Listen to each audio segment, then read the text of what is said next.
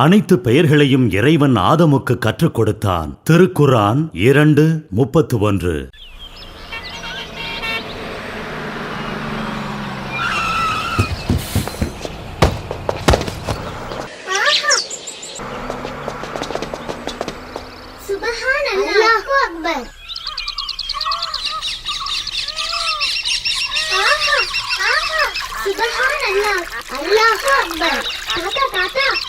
வருஷம் இதே போல வெக்கேஷனுக்கு இதே ஊருக்கு உங்க வீட்டுக்கு தான் தாத்தா வருவோம். இந்த இடம் ரொம்ப அழகா இருக்கு தாத்தா.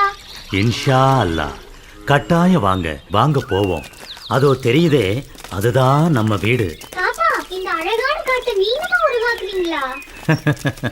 நான் உருவாக்கினேன்னு சொல்ல முடியாது. உண்மையை சொல்லணும்னா திருக்குர்ஆன்ல இருக்கிற ஒரு வசனம்தான் இந்த காடா உருவாகி இருக்கு. நீங்க சொல்றது புரியல தாத்தா. நான் புரியும்படி சொல்றேன். 50 வருஷத்துக்கு முன்னாடி இந்த மலைப்பகுதி இதை விட அழகா இருக்கும். இங்க அபூர்வமான தேக்கு சந்தன மரம் எல்லாம் வளர்ந்து ஒரு அழகிய அடர்ந்த காடா இது இருந்துச்சு. அப்போ ஒரு நாள் மலை மேல இருந்த மரங்கள் எல்லாம் தீப்பிடிச்சு எரிய ஆரம்பிச்சிச்சு. அந்த காட்டு தீ அப்படியே வேகமா கீழே வர பரவி இந்த பகுதி காடு முழுசும் தீக்கிரையாயிடுச்சு. அதனால அடுத்து இந்த காட்டுல மழையே பெய்யல. எங்க அப்பா இந்த மலைப்பகுதியில அப்போ விவசாயம் செஞ்சுக்கிட்டு இருந்தாரு.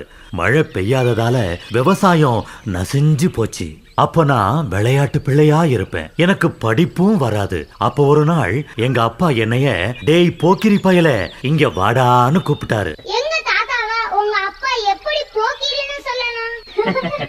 செல்லம், எங்க அப்பா கோபப்பட்டதுல நியாயம் இருக்கு. நான் உன் வயசுல அதிகம் சேட்டை செய்வேன். மரத்துல ஏறி விளையாடி கீழே குதிச்சு உடம்புல அடிபடாத இடமே இருக்காது. அதனால எங்க அப்பா என்ன போக்கிரி பயலேன்னு தான் கூப்பிடுவாரு. இஸ்மாயில், காடு அழிஞ்சிருச்சு, அதனால மழை இல்ல. இப்ப நம்ம சாப்பாட்டுக்கு கஷ்டம் வந்துருச்சு. இதெல்லாம் உனக்கு தெரியல. நீ எந்த கவலையும் இல்லாம இருக்க. இல்லப்பா, எனக்கும் கவலையா தான் இருக்கு. காடு எரிஞ்சதுனால நான் வளர்த்த பறவை எல்லாம் பறந்து போயிடுச்சு. மழை இல்லாததால குளத்துல நான் வளர்த்த மீனெல்லாம் செத்து போயிடுச்சு. தம்பி, நீ கவலைப்படாத. நமக்கு அல்லாஹ் இருக்கான். நீ மட்டும் அல்லாஹ் மேல நம்பிக்கை வச்சா மறுபடியும் இந்த இடத்தை அடர்ந்த காடா மாத்தலாம். என்னப்பா சொல்றீங்க? என்னால மறுபடியும் இந்த கரட்டு காட்டை அடர்ந்த காடா மாத்த முடியுமா? கட்டாய முடியும். அதுக்கு நீ கொஞ்சம் சிரமம் எடுத்து விவசாய கல்வி படிக்கணும். ஏன்பா, எனக்கு படிப்பே வராது. அதுலயும் பயோமேக்ஸ் எடுத்தாதான் விவசாய கல்லூரியில இடம் கிடைக்கும். நான் படிக்க சான்ஸே இல்லப்பா. அந்த நேரம் எங்க அப்பா நம்பிக்கையை நீ இழக்காதே அப்படிங்கிற ஒரு திருக்குர்ஆன் வசனத்தை எடுத்து விளக்குனாரு. அந்த வசனம் கொடுத்த நம்பிக்கை தான் இப்போ இந்த காடா உருவாகி இருக்கு. திருக்குர்ஆன்ல 2வது அத்தியாயத்துல இருக்கிற 31ஆம் வசனம்தான் அது. அனைத்து பெயர்களையும் இறைவன் ஆதமுக்கு கற்றுக் கொடுத்தான். போதும், இந்த ஒரு வரிதான் இந்த அடர்ந்த காடா உருவாகி இருக்கு. அல்லாஹ் இந்த உலகத்துல வாழ்ந்த இப்ப வாழ்ந்துகிட்டு இருக்கிற மனிதர்களோட தந்தையா ஆதம் அலைஹிஸ்ஸலாம் அவர்களை படைச்சான். படைக்கும் போதே அவருக்கு எல்லா பெயர்களையும் கத்து கொடுத்துட்டான். அதனால உன்னோட மூளையில என்னோட மூளையில அவருக்கு கற்றுக் கொடுத்த எல்லாமே பதிஞ்சிருக்கு. அதனால நீ படிப்பு வராதுன்னு கவலைப்படாத. உன் தலைக்குள்ள சின்ன மூளைதானே இருக்குன்னு நினைக்காத. அதுல விஞ்ஞானிக்கான, ஐஐடி மாணவனுக்கான, டாக்டருக்கான எல்லா ஆற்றலையும் அல்லாஹ் உனக்கு தந்திருக்கான். அப்பா, எனக்கு கொஞ்சம் தைரியம் வருதுப்பா. டேய், ஒரு இறை நம்பிக்கையாளன் இப்படியா பேசுறது? நீ ஆதமுடைய வாரிசு தானே? ஆமாப்பா. அப்ப அல்லாஹ் எல்லா பெயர்களையும் ஆதம் அலைஹிஸ்ஸலாத்திற்கு அவனே கத்து கொடுத்துட்டான் அப்படிங்கறத நம்பு. அப்பா, நான் சொல்றது சரியானு பாருங்க. அல்லாஹ் அனைத்து பெயர்களையும் ஆதம் அலைஹிஸ்ஸலாத்திற்கு கற்றுக் கொடுத்தான். அதில் நாளைக்கு மனித இனம் கண்டுபிடிக்க போகின்ற கண்டுபிடிப்புக்கு உண்டான அறிவையும் மனித இனத்திற்கு தந்திருக்கிறான். நான் சொல்றது சரியாப்பா? அல்லாஹு அக்பர். அல்லாஹ் மீது நம்பிக்கை வச்சு இந்த காடு கடந்து டவுனுக்கு போய் படிச்சேன். நல்ல மார்க் வாங்கினேன். அல்லாஹுவோட அருளால விவசாய கல்லூரியில சீட்டு கிடைச்சிச்சு. பட்டம் வாங்கி அப்புறம் மண்வள ஆராய்ச்சி மேற்படிப்பு படித்தேன். அது நான் விவசாயம் செய்ய ரொம்ப உதவியா இருந்துச்சு. இந்த வறண்ட பூமியில ஒரு மரத்தை நட்டு அதுக்கு நீர் தெளிச்சு அதை சுத்தி முதல்ல தென்னை மட்டைய போட்டு அதுக்கு மேல தென்னங்கீத்த போட்டேன். அதை பார்த்து சுத்தி இருக்கிற ஊர் மக்கள் எல்லாரும் ஆச்சரியப்பட்டாங்க. எனக்கும் ஆச்சரியமா தான் இருக்கு.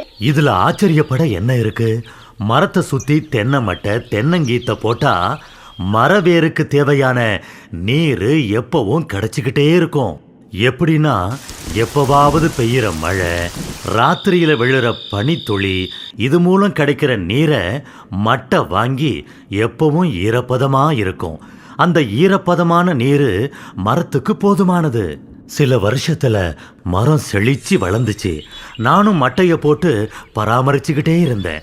இதையெல்லாம் கேலியா பார்த்த மக்கள் மரம் செழிச்சு வளர்றத பார்த்து அவங்களும் இதே முறையில மரத்தை வளர்த்தாங்க. இப்போ அல்லாஹ்வோட பேரருளால மழை நல்லா இங்க பெய்யுது. அப்புறம் இந்த பகுதி படிப்படியா நல்ல வளமான காடா மாறிடுச்சு. இதோட புகழ் எல்லாத்துக்கும் சொந்தக்காரன் அல்லாஹ் ஒருத்தந்தான். அன்னைக்கு எங்க அப்பா திருக்குர்ஆன் வசனம் ஓதி காட்டலனா இந்த காடு உருவாகியே இருக்காது. தாத்தா, எனக்கு ஒரு சந்தேகம். எங்க கிளாஸ்ல சில மக்கு பிள்ளைங்க இருக்காங்க. நீங்க சொல்றபடி பார்த்தா எல்லாரும் அறிவாளியா இருக்கணுமே. ஆதம் அலைஹிஸ்ஸலாமுல தொடங்கின அறிவுத்திறன், அதாவது இன்டெலிஜென்சி, எல்லார்கிட்டையும் நிறைவா பரம்பரையா தொடர்ந்து வருது. இத பல விஞ்ஞானிகள் ஆராய்ச்சி செஞ்சிருக்காங்க. இதுல ஸ்டான்ஃபோர்டு எக்ஸ்பெரிமெண்ட் அப்படிங்கிற சோதனையில சிறுவர்களையும், வெஷ்லர் எனும் சோதனையில பெரியவங்களையும் அறிவுத்திறன் சோதனை செஞ்சப்போ மனநலம் பாதிக்கப்பட்டவங்க தவிர மற்றவங்க கிட்ட ஐக்யூ அப்படிங்கிற நுண்ணறிவு சமமா இருக்கிறத நிரூபிச்சிருக்கிறாங்க. எல்லாருமே அறிவாளியா இல்லாததுக்கு காரணம் சுற்றுப்புற சூழ்நிலை, ஜாதிய ஒடுக்குமுறை, அதனால ஏற்படுற மனச்சோர்வு, மது அடிமைத்தனம்.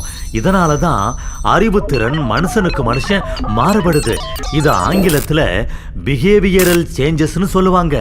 அல்லாஹ் மனித மூளைய மிக அழகா நுட்பமா வடிவமைச்சிருக்கிறான்.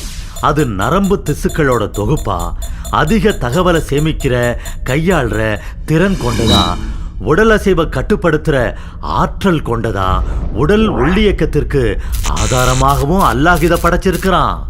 தாத்தா, இப்ப புரியுது. குழந்தை பிறக்கும் போதே அதோட மூளையில கம்ப்யூட்டர்ல இருக்கிறது போல பலதரப்பட்ட சாஃப்ட்வேர் இருக்கும். அதையெல்லாம் அல்லாஹ் ஆதம் அலைஹிஸ்ஸலாமுக்கு கற்றுக் கொடுத்தது. இப்ப நான் டாக்டர் ஆகணும்னு படிச்சா அதுக்கான சாஃப்ட்வேர் ஓபன் ஆகி சப்போர்ட் பண்ணும். சரியா தாத்தா? உங்களுக்கு அல்லாஹ் கொடுத்த விவசாய கல்வி சாஃப்ட்வேர் ஓபன் ஆகி சப்போர்ட் செஞ்சதால நீங்க பெரிய விவசாயி ஆகிட்டீங்க. தம்பி, இதுல நீ என்ன புகழக்கூடாது. அல்லாஹ் வழங்கிய ஞானத்தை கொண்டுதான் நான் விவசாயி ஆயிட்டேன். நான் மட்டுமல்ல, உலகத்தில் இருக்கிற ஒவ்வொரு மக்களும் இதே போலத்தான் அல்லாஹ் தந்த அறிவுனால முன்னேறிக்கிட்டே இருக்கிறாங்க. அப்போ இந்த புகழுக்கு உரியவன் யாரு? எல்லா புகழும் இறைவனுக்கே. அல்லாஹ் அக்பர். அல்லாஹுவை அஞ்சுங்கள், அல்லாஹ் உங்களுக்கு கற்றுத்தருவான். அல்லாஹ் அனைத்து பொருட்களையும் அறிந்தவன். திருக்குர்ஆன் 2:282.